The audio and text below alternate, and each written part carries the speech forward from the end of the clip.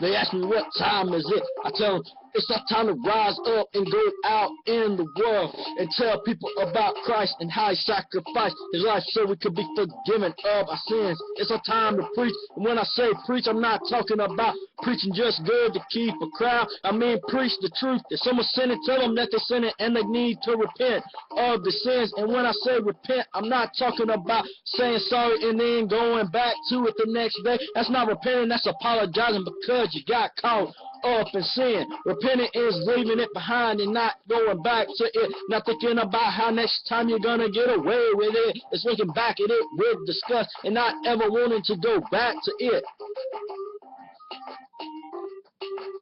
A lot of preachers these days water down the word. What they need to do is be bold and preach exactly how the word is written.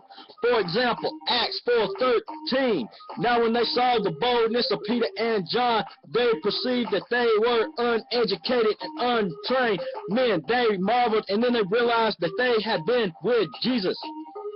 As Peter and John were bold, so shall we be bold and preach the word exactly how it is written and do exactly what Jesus Christ wants us to do, to go out in the world and tell people about Jesus Christ and what he brought us from. He brought us from a life of sin. He touched us and healed us with his almighty hand.